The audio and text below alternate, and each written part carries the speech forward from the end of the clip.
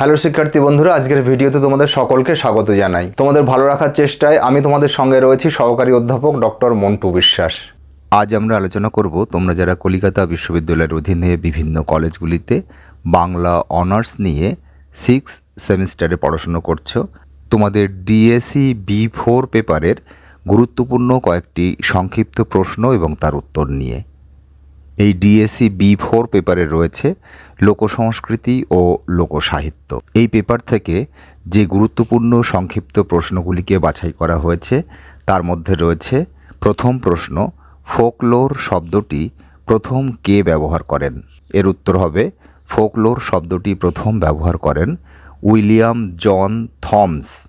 বানানটি হল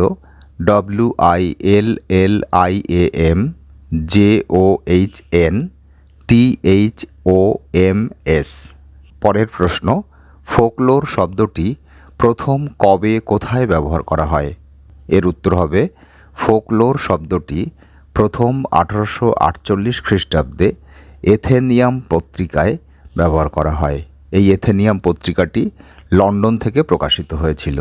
পরের প্রশ্ন, ফোকলোরের বাংলা প্রতিশব্দ লোকসংস্কৃতি ছাড়া অন্য একটি বাংলা প্রতিশব্দের উল্লেখ করো। এর উত্তর হবে ফোকলোরের বাংলা প্রতিশব্দ লোকসংস্কৃতি ছাড়া অন্য একটি বাংলা প্রতিশব্দ হল লোকশ্রুতি, যেটা বলেছিলেন আশুতোষ ভট্টাচার্য মহাশয়। পরের প্রশ্ন, ফোকলোরের বাংলা পরিভাষা হিসেবে লোকসংস্কৃতি কথাটি কে বলেন? এর উত্তর হবে ফোকলোরের বাংলা পরিভাষা হিসাবে লোকসংস্কৃতি কথাটি বলেছিলেন ডক্টর কৃষ্ণদেব উপাধ্যায়।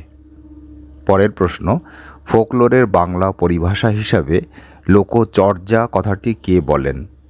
এর উত্তর হবে ফোকলোরের বাংলা পরিভাষা হিসাবে লোকচর্যা কথাটি বলেন ডক্টর সুকুমার সেন। পরের প্রশ্ন, টাইপ মোটিভ পদ্ধতি আবিষ্কারে যে দুজন ব্যক্তি যুক্ত তাদের নাম উল্লেখ করো। এর উত্তর হবে টাইপ মোটিভ পদ্ধতির আবিষ্কারে যে দুজন ব্যক্তি যুক্ত তাদের নাম হলো অ্যান্টি আর্নে এবং স্টিথ টমসন। পরের প্রশ্ন, বাংলার ব্রত বইটি কার লেখা? এর উত্তর হবে বাংলার ব্রত বইটির লেখক হলেন অবনীন্দ্রনাথ ঠাকুর। পরের প্রশ্ন, গম্ভীরার একাধিক অর্থ, একটি অর্থ লেখো। এর উত্তর হবে গম্ভীরার একটি অর্থ হল শিবের মন্দির।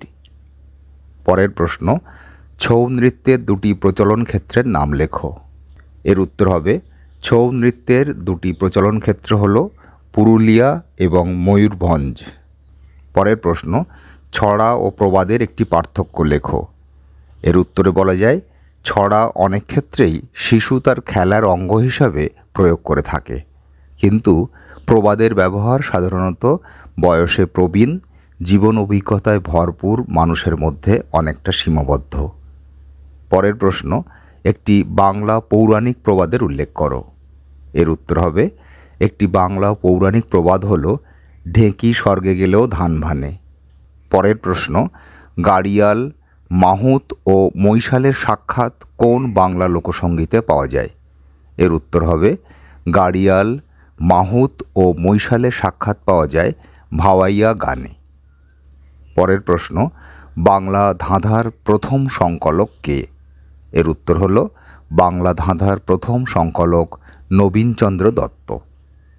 পরের প্রশ্ন, বস্তুকেন্দ্রিক লোকসংস্কৃতির একটি উদাহরণ দাও। এর উত্তর হবে বস্তুকেন্দ্রিক লোকসংস্কৃতির একটি উদাহরণ হল নৌকা তৈরি।